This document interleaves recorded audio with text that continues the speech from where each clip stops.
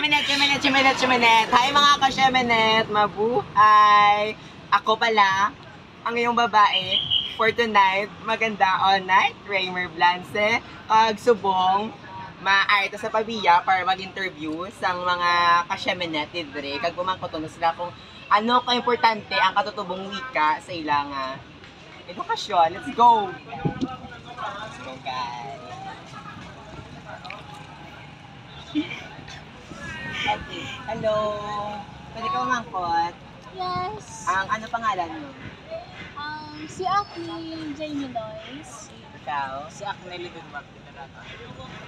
Ang ano inyong katubong ka? Ilocano. Ilocano ba? Okay. Pwede ka umangkot? Kenshin din ang sakan. Yes. Pwede. In Tagalog din natin. Ang sabi ko. Okay. Ikaw? Okay. Kenshin din. So, umangkot kasi nyo. Nabulig wala ang inyong katutubong wika or naghatag sa handa or sa sa inyong eskwela?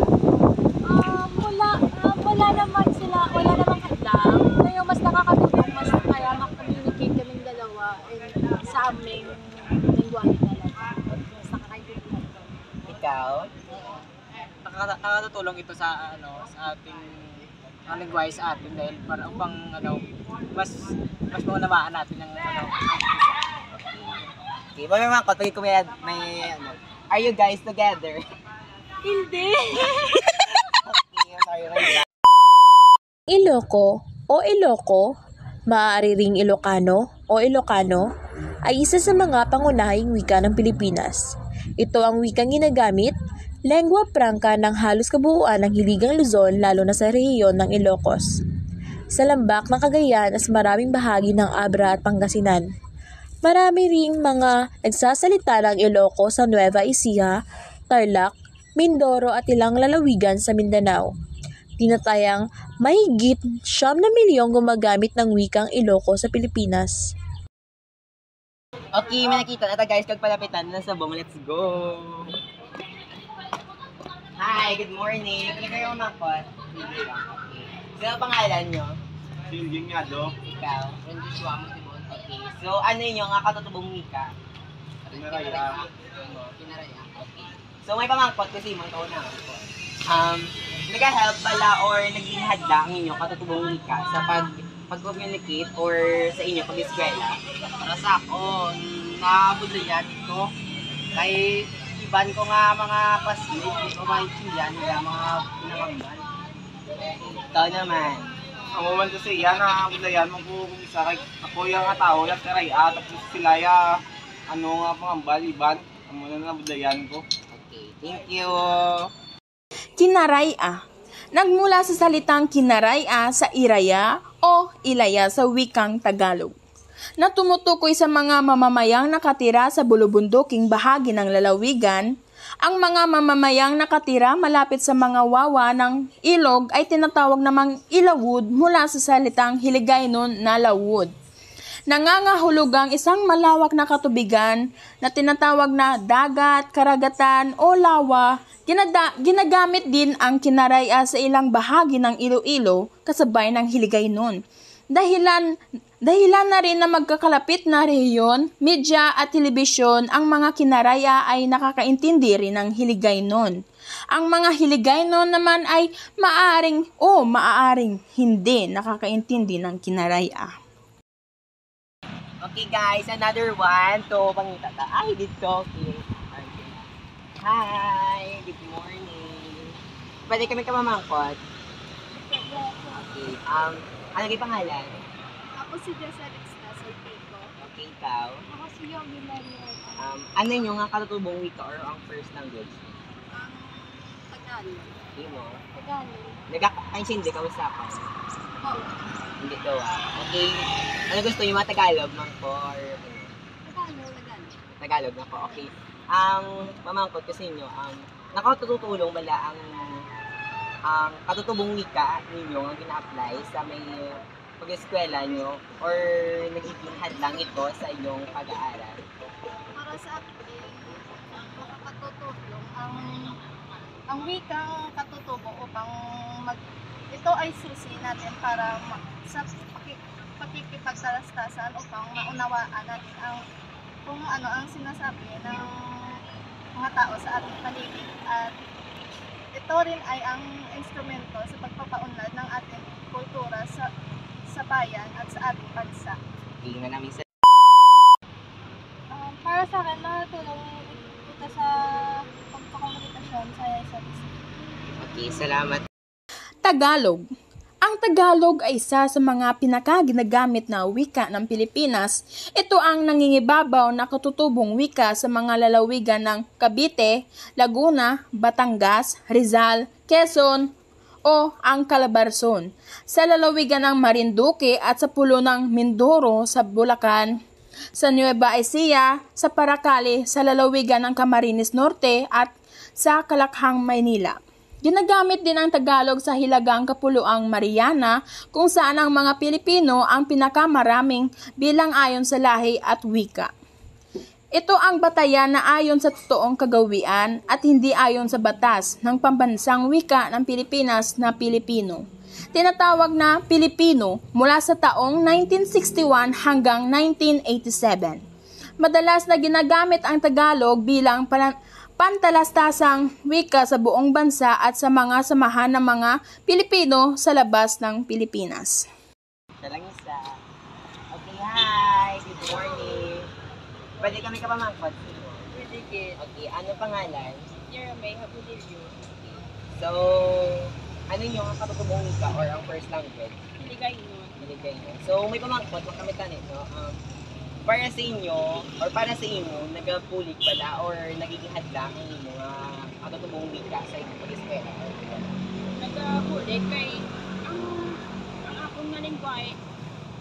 Nakabulig ang akong nga lingwahe sa edukasyon kag nagahatag ini sang pag-intindi sa kultura kag saysayon.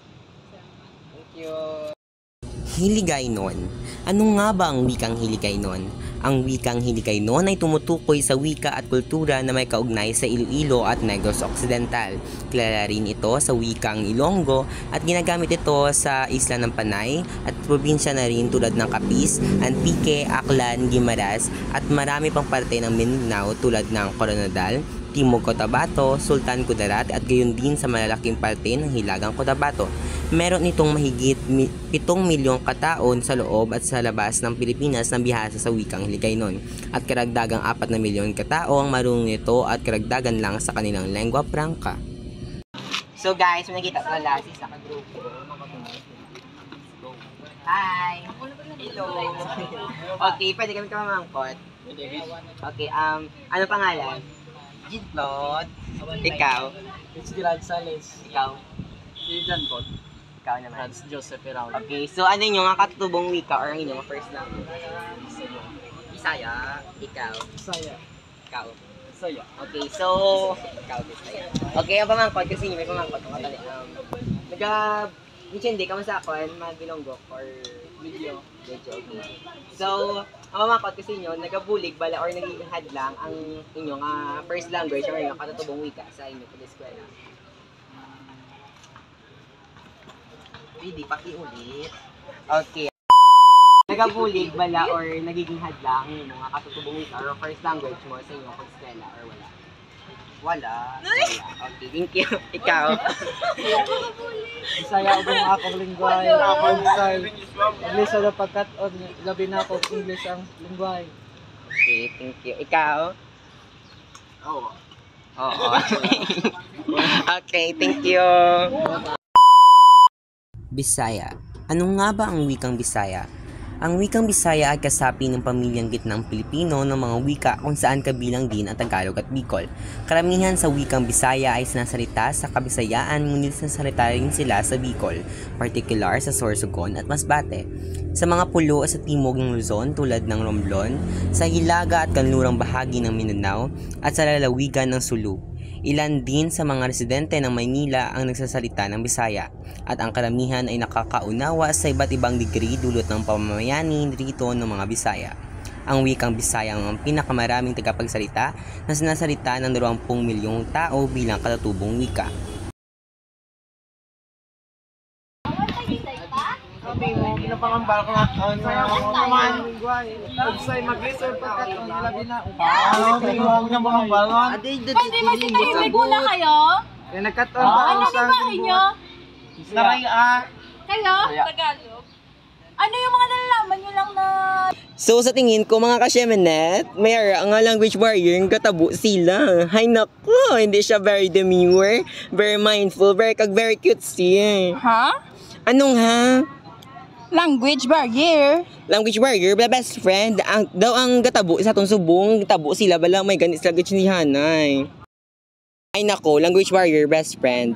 Ang language barrier or ang hadlang sa wika ay isang hadlang sa komunikasyon sa pagitan ng mga tao hindi marunong magsalita ng isang karaniwang wika katulad na lang sa nangyari ngayon sa kanila. Talagang napaka-importante ng ating katutubong wika hindi lamang sa komunikasyon, komersyal, pakikipagkalakalan, kundi pati na rin sa larangan ng edukasyon. Kayo, ano sa tingin nyo? Pwede masitahimik muna kayo? Kaya nagkataon pa Ano ba bahay nyo? Saraya. Kayo? Tagalog. Ano yung mga nalalaman nyo lang na lingwahe, na isang lingwahe na pwede tayo magkaintindihan? Tagalog. Tagalog yun. Pwede magsiusap tayo na ginagamit ng Tagalog na lingwahe? Sige.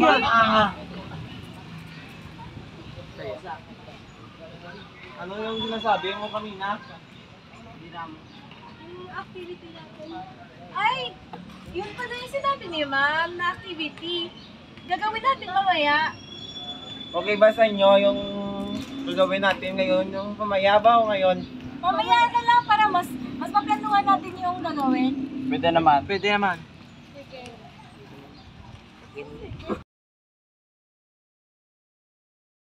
Magandang umaga po sa inyong lahat. Ako po si Bobby Mariata. Ako po si Jessa Rix Nasol Pico. Maraming salamat po. Hi! Naimbag na bigat. Si Acne Janie Loy, Seraldo. Si Acne Lidenmark, Dilaraga. Goodbye! Ay, mayong bungtag. Akong ngalan, Mau si Fitzgerald Sales. Ang iyang ngalan. Ako ngalan ay si Don Paul Delicias. Ako ngalan ay si Rans Joseph. Ako ngalan, Jean Cloud. Gagli ako nga ran si Jing nga do. Mga ran din no, pre nga ran no. Suwamo Tibon. Pre na.